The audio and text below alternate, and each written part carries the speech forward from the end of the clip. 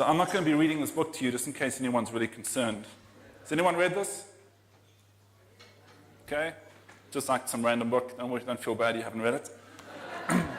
But it's about management techniques and kind of getting a good feel from the team and kind of a good direction.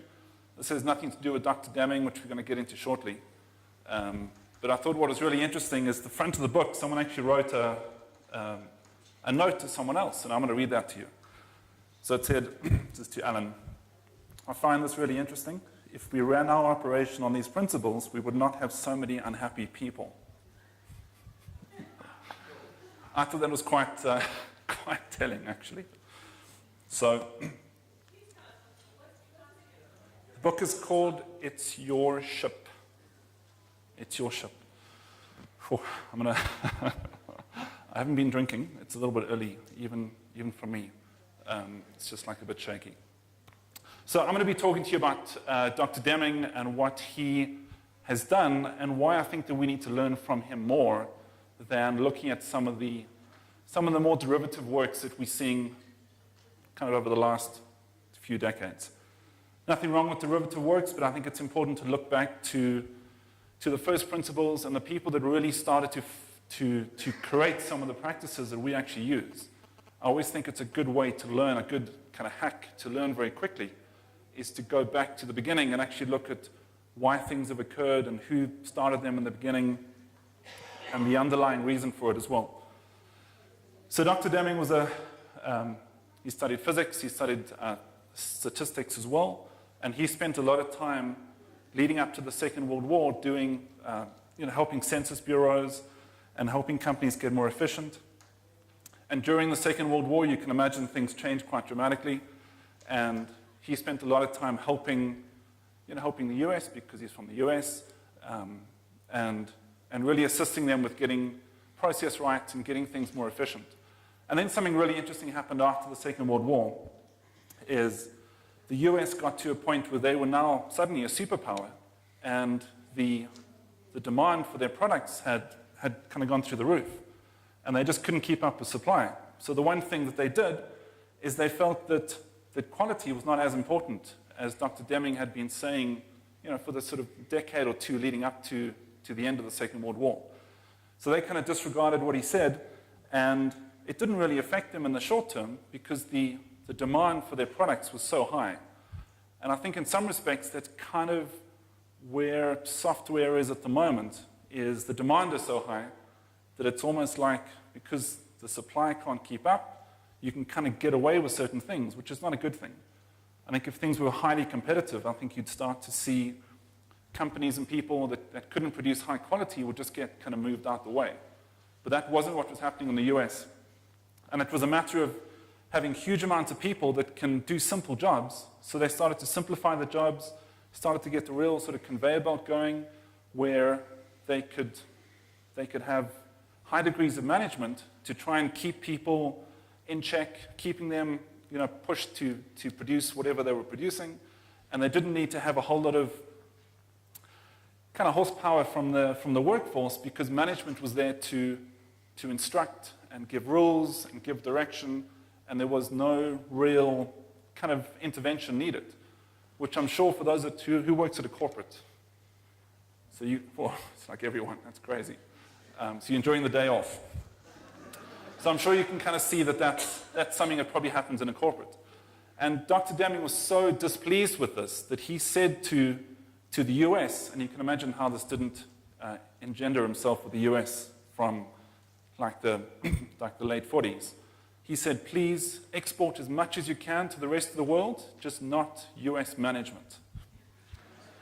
So you can see at that point, the US was going in a direction, he was going in a different direction. They disregarded everything that he taught them. And it got to the point that he started looking for work in other countries. And one of the countries that really needed his help was Japan. So they'd obviously been destroyed by the Second World War. Their industry was in tatters, and they needed someone to help them actually rebuild their industry. And Dr. Deming was one of the people that has been credited with actually turning around an entire country. I mean, that's pretty cool. So we all put on our LinkedIn profile that we've helped this team or that team, But imagine like an entire country. That's like a whole different, that's like a series, like a super scrum master.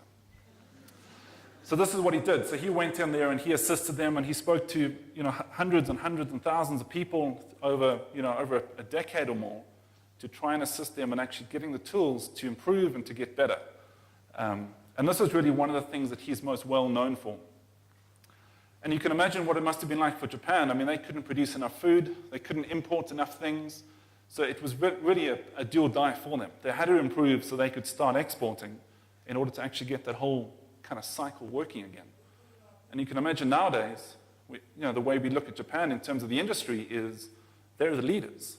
So it's strange that one of the people that went to assist them to restart their economy is actually a chap from the US. And there were several, but Dr. Deming is one of the more well-known people. And so he's got sort of three or several bodies of work. The one is this idea of the 14 points. I'm not going to go through them all. We don't have much time. But obviously, I'll link to them. But just a couple that are pretty interesting. The one is ceasing dependence on mass inspection. I'm going to cover that in another slide. But I think it's something that we tend to do the whole time. We tend to have these kind of mass inspections at the end of a lifespan or end of a sprint. And Dr. Deming really felt that that was a very wasteful way to do things. So just to cover two things. The one is this idea of driving out fear. And in the consulting work that I do, I see so often that teams are incredibly fearful. They don't want to be trained to do something new because they're scared that they're going to start again and they're going to lose that kind of balloon of safety that they've built up around themselves. And it's something that happens so often.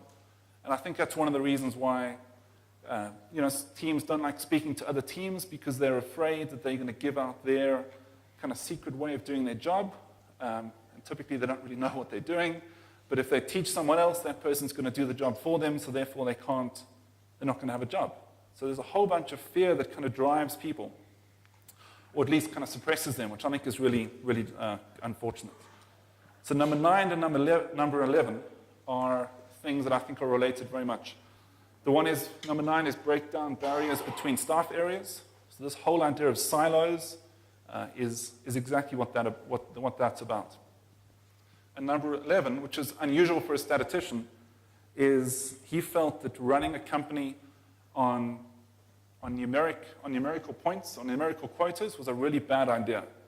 So you'd expect of anyone, a statistician would want people to run companies on numbers, but he felt you actually shouldn't do that. You certainly shouldn't run it only on numbers.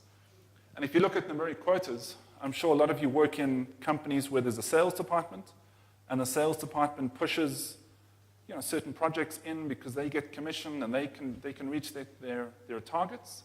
But the knock-on effect is then maybe the development team gets a project that's kind of under-specced or under-quoted, and it doesn't actually help them. So it becomes like a zero-sum game, that if the sales team wins, the rest of the company suffers because now they've kind of got this knock-on effect. And it's something that I see a whole bunch of. And I worked for a company that actually had a quota for hours for developers.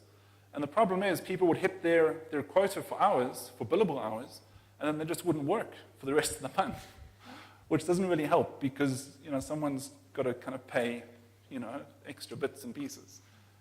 And that was one of the problems, I think, with pushing this idea of numerical quotas.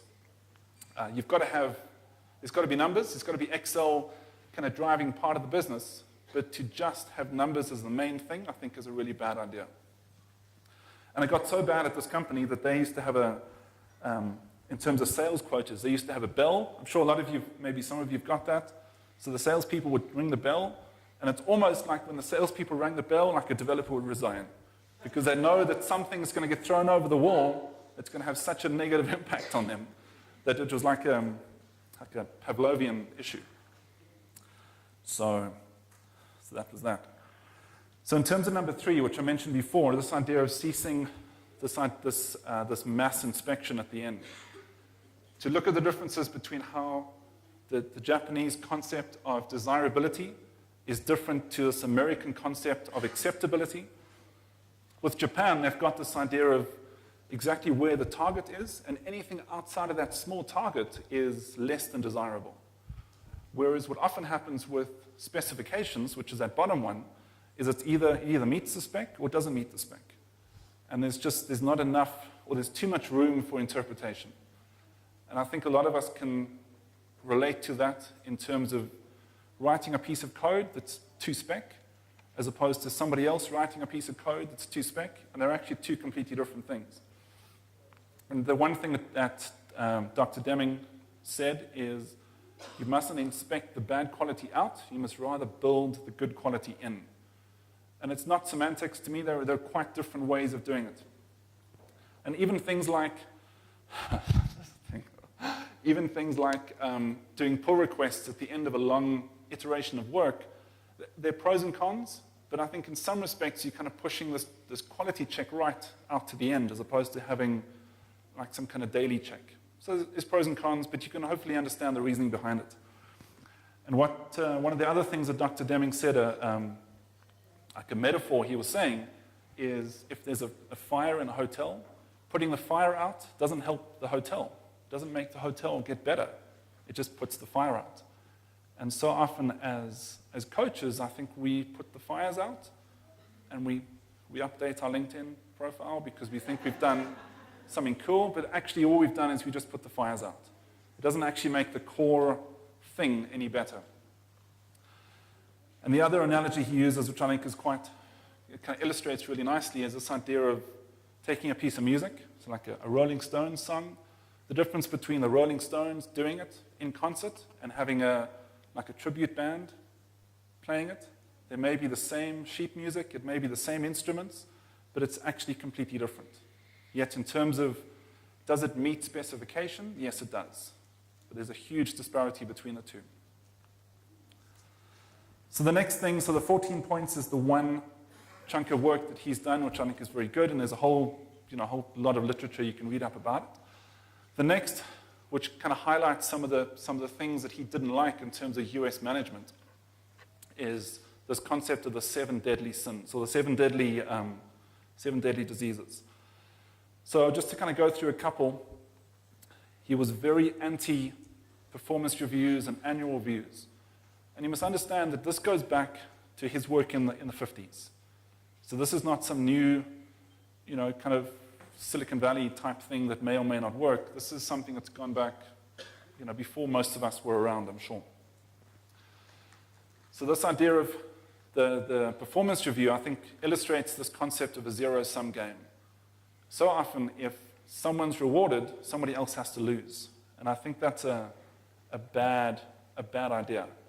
It's the same idea of a lotto. So if I win the lotto and I get this big chunk of the pie, but then Tony says, well, he's also got the same numbers, I'm going to be really disappointed because it means that we have to halve the pie. And that's not a good thing. So trying to make that pie bigger, I think, is a much better approach.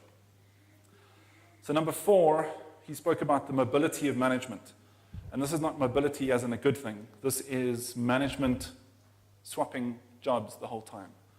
And the issue with that is it creates this fear, and it creates an uncertainty. So imagine you working in a department where your manager comes up with, goes to a conference, he comes back with all these theories. You're just going to roll your eyes because you know that he or she is not going to be around for another year or two, and then it's just going to restart. And most of the companies that I go to as an agile person, we hear the same thing. Here comes another person saying X, Y, and Z. And they just kind of hold on tight to what they're doing because they know in 6 months or a year or 2 years, that management person has now gone on to something else. So that's what Deming was talking about with the mobility of management. And if you contrast that, and I know it's a Chinese company, so it's obviously very different, but you contrast that to a company like Alibaba. So I know we don't have much exposure to Alibaba, but it's a huge success story in Asia. They have a goal to be at least a 102-year-old company. That's their target. And the reason they do 102 years, because it's a weird number, is they were founded in 1999, which means that company would span 3 centuries. So how's that for a lofty goal? As opposed to, let's go team because I want to hit my bonus at the end of the year and then I'm going to go and buy a yacht. It's a completely different mindset. So that's what Deming talks about with this idea of mobility of management. And he felt that all of these should be addressed by management. So it's actually management that's at fault and management that actually should go and drive these changes. So again, you can see why his popularity waned. And the last thing he spoke about was this idea of obstacles. So this is kind of the last point. And the one thing he talks about is how the workforce is only to blame for about 15% of the issues. The other 85% is management and the system. So you can imagine him speaking at a management conference and the looks that he'd get when he spoke about that. So his work in Japan was, let's say, the 50s and the 60s. No one in America really knew who he was because his time had passed. And what happened in 1980 is there was a documentary pretty much about the work that he'd done. And it was called, If Japan Can, Why Can't We? This is in America. And at the time that they were planning the documentary, everyone thought that he'd passed away. Kind of like the Segway guy. If you guys have seen the documentary. Otherwise, it's not that funny. But he actually didn't. It actually turned out that he was living a couple of kilometers away from the White House. And this was at a time that America was starting to lose traction with Japan. So it's really strange that the solution was like right next to the president. It's such a weird contradiction. And they did this documentary in 1980, and from that documentary, his popularity blossomed right up until the end of his life in 1993. And the strange thing about it, even in an age of YouTube, is that documentary, although it was aired in 1980, just disappeared. And it was only at the end of last year that documentary was actually handed over or bought by the Deming Institute, which is Deming's legacy, and it was actually put onto YouTube. So through the last, 35 years, it's been sitting in a warehouse somewhere, potentially being able to help people. And it was only up until the end of last year that you can actually find it. And I looked for it on local and Eastern European sites to try and find it. So this is just one of the quotes I'm going to end off. We don't have any more time. So Dr. Deming wasn't one to mince his words. And I think when you go into a department, for those that are doing coaching or even those that are in a department, and you've got to be careful if you are actually working for that company, I think there's too much resistance to actually speak the truth. And obviously you kind of need a bit of both, but I think you need to have it's got to be a bit of kind of aggression at some point when problems arise to actually get those problems resolved. So Dr. Deming said, it is not necessary to change, and survival is not mandatory, which is quite an interesting way of putting it. So just a couple of references while we wrap up. So the Deming Institute is really his legacy, and their mandate is to try and continue to teach people all the works that he's done. The documentary is called If Japan Can, Why Can't We?, which is available on YouTube, which is fantastic, and is actually legitimately on YouTube because it's part of the Deming Institute. There's also there's lots of good books that you can read, and I think if you pick up any book around total quality management or quality controls, and you look at the back in the index under Deming, you're probably going to see several pages of references to him. This is how influential he was. One of my Twitter handles is @CodeSkills, so I'll push out links to these slides and links to the video and that sort of thing, so for those that aren't making notes. All right, thank you very much. Thank you.